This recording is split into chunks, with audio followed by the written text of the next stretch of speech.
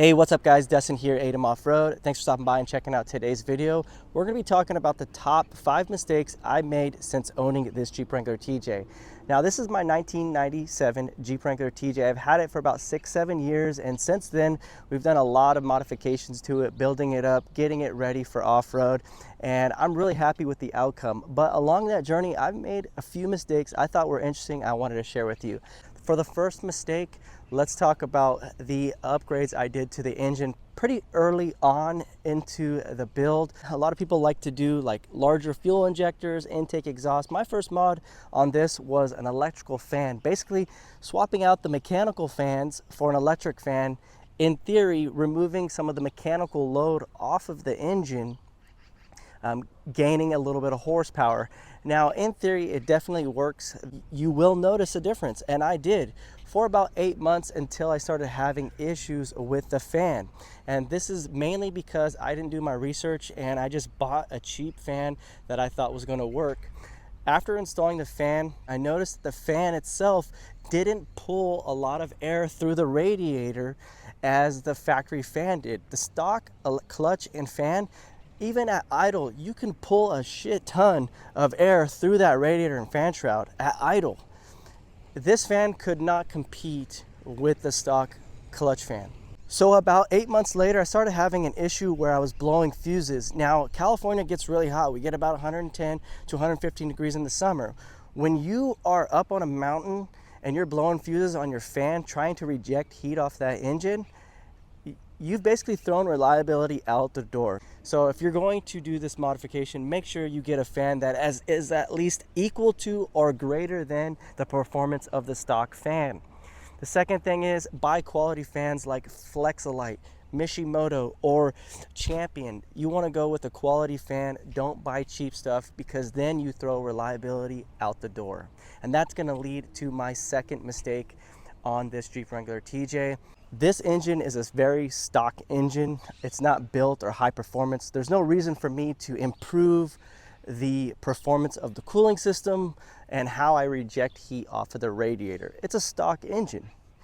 But I ended up buying that 3-core radiator with the fan, thinking that because it had 3 cores, it was able to reject heat better, therefore improving my cooling system.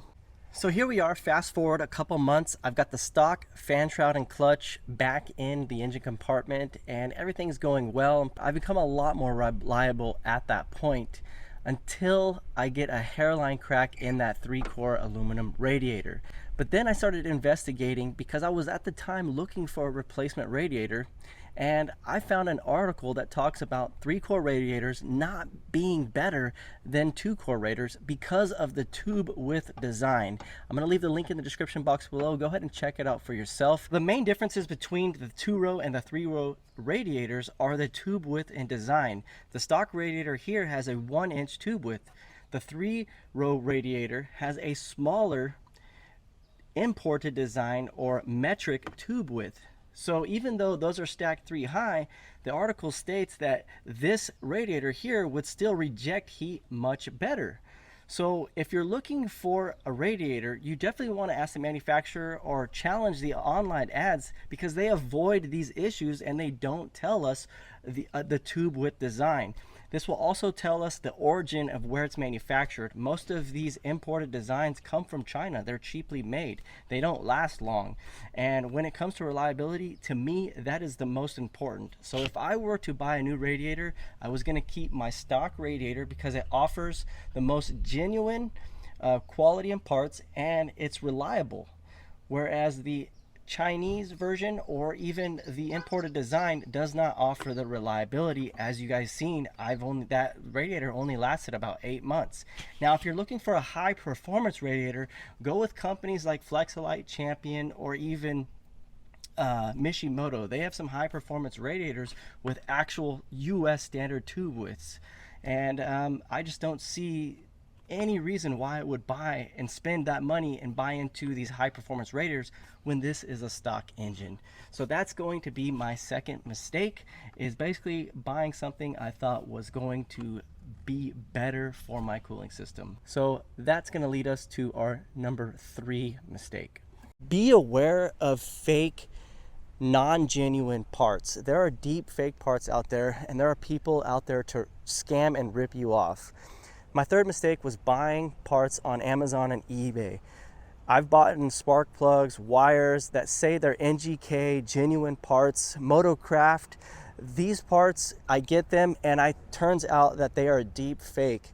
Now, if you put a genuine fuel pump on your Jeep and you're up in the mountains and it fails, and then later you find out it was a deep fake and it was cheaply, poorly constructed, that's a big deal. You're throwing reliability again out the door. Now, Rock Auto is a great place to find parts. They have great drop-down selections. The topology is all there, and they have pretty much every vehicle you can find on there. It's a good website. But usually any parts that I buy for my Jeep, I will go to my local parts department and I will buy parts directly from there because I know they are genuine parts. And if they aren't, I usually have a warranty, or I can replace, or I can debate on whether that part needs to be refunded or replaced at that time.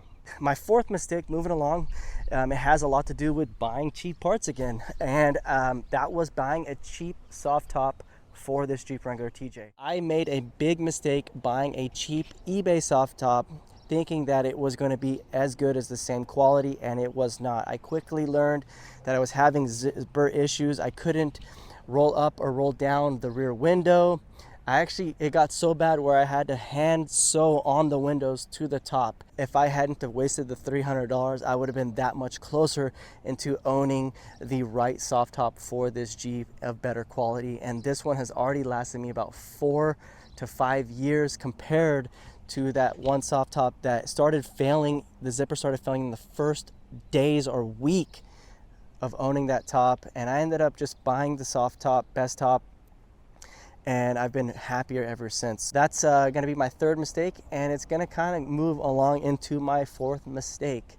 Early on, I bought this winch and bumper setup. It is a XRC 8. It's an older winch. They now have a 9 on it.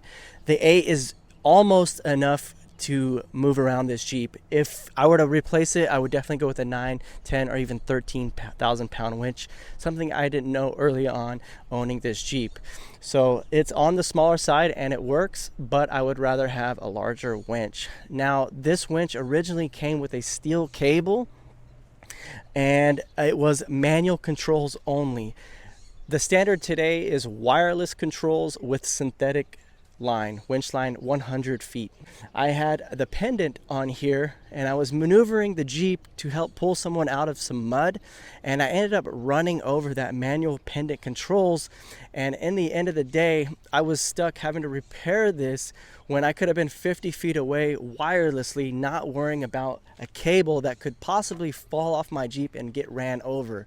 And that actually happened to me, and ever since then I ended up putting wireless controls into non-wireless winches. So that was going to be my fourth mistake, not really knowing about what the future had entailed as far as wireless controls, synthetic line, and just a heavier duty winch can definitely be a huge improvement. So definitely learn from my mistakes, which we will now move on to my fifth mistake owning this Jeep. So a while back, I had to cut my front fender flares and bolted on some aftermarket fenders. They're these cheap Chinese Amazon version. And at first, I really liked the modification. Everything looked pretty cool, but then over time, I started to hate it, and I really did not like the look at the end of the day. And I started to remember why I first bought this Jeep and this one as well at first sight, and I just fell in love, was because of that iconic American TJ look. And that's exactly what I've done and kind of recovered from and restored. This cost me about $600. I had to find a set of new fenders because these ones were cut, and then I had to match the paint and get fender flares and everything. I got really lucky. I found a guy who had a set and they needed some work, but I cleaned them up and we have the factory look again. If I hadn't have cut these and spent the $400 and just saved up and bought metal cloaks, that would have been a better option, because then I could have just unbolt the whole front fenders and the flares, store those away, have those mounted, and if I didn't like them in the end, I could just bolt the factory stuff back on. So again, we live and learn. These are some of my mistakes. I hope you learned something, and it's more of an educational video so you don't duplicate the same mistakes I had, or maybe you're on the fence about doing some of these modifications. I've had a lot of time, spent a lot of money to figure out where these Jeeps are, and I'm pretty much happy with the outcome of where they are now. And I hope you guys can learn from these mistakes that I've made if you're owning a Jeep or you're just a first-time Jeep owner. So without further ado, we'll end the video here. You guys all have a good day. We'll see you soon.